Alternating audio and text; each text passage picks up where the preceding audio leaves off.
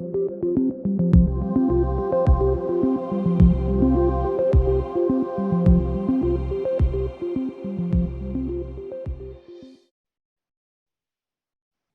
to the fourth episode in a year-long series of Ideas in Action, Going Digital. Last time I highlighted concerns over the future of work. How are people responding? Well, we've done research on that. And let me report on some of the 2023 research findings on what looks like becoming a dominant trend towards what I call the digitalized flexible labor organization. I'll think of a jazzier title in due course, but that's what I'm lumbered with at the moment. Let's go straight to a diagram. On this slide, I show a digitalized flexible labor model. Our research shows most organizations adopting key elements of this core peripheries model for organizing labor, though they tend to do this on an ad hoc basis in response to short-term factors. For example, labor shortages, need to keep costs low, attempts to harness digital technologies productively, for example, to support home working during the COVID-19 pandemic. The overall objective is to achieve responsiveness and agility through creating three types of flexibility: functional, numerical, and financial. This flexible model was first proposed as far back as 1984 by John Atkinson. The core workers represent the key skills and are viewed as long-stay employees with favorable terms and conditions, in exchange for which they will be functionally flexible, supported by training and development and new technologies. The first peripheral group may also be full-time or part-time, but do the less key work and tend to have less good terms and conditions.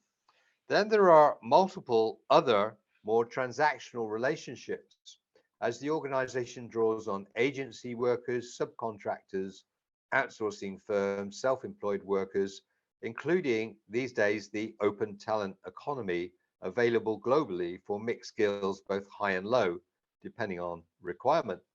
This gives some functional flexibility, but mainly numerical and financial flexibility.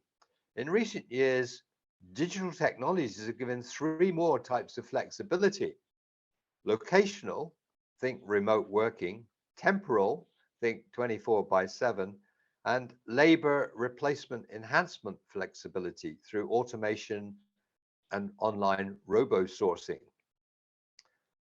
So far, so impressive.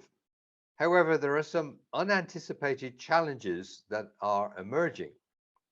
Let me make a few observations here. Firstly, if the model is assembled through a series of short-term responses, you find that sooner rather than later, the organization runs out of roads. There needs to be a strategic intent to look after the sustainability of the business over a 5-year time horizon. Secondly, core workers are key as they carry the culture, core skills, and provide vital agility in today's volatile, uncertain environments.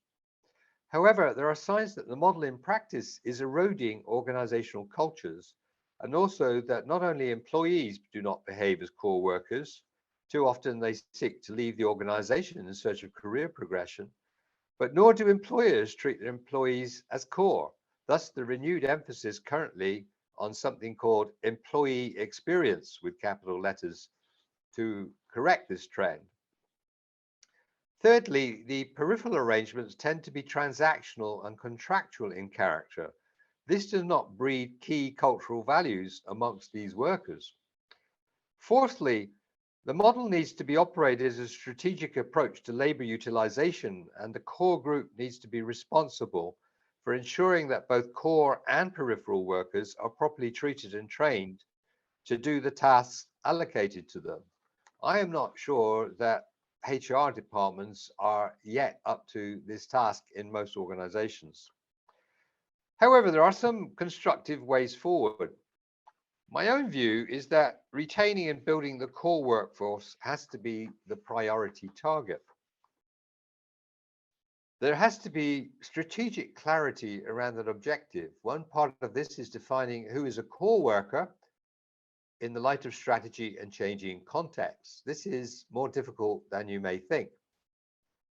Secondly, internal labor markets and high velocity horizontal fast track can do much to encourage and develop core workforce members. This was a big practice in Japanese companies in the 1980s when these were at the height of their success. Thirdly, there is a lot of evidence that organizing into small cross-functional teams, given discretion on how to achieve measurable goals and performance, is a productive use of core labor and indeed some other peripheral workforce members. Fourthly, peripheral workers need to be drawn closer into the main organization and its culture. For example, adopting across the organization principles of economic integrity, societal equity, and environmental integrity and fair reward might well help here. One of the important findings on remote workers is that they experience work-home interference, poor communication, procrastination, and loneliness. Closer monitoring and intensifying the workload tends to undermine rather than make such workers more productive. Meanwhile, much more social support, including some 1 to 2 days in the work office, seems to have the most beneficial effects. These are just some observations. Many more can be made on this subject. But how the flexible labor organization is managed will have a lot of consequence for labor attraction, retention, and productivity achieved. Thank you for watching. A 5th episode is in preparation. In the present environment, there is no shortage of material. See you next time.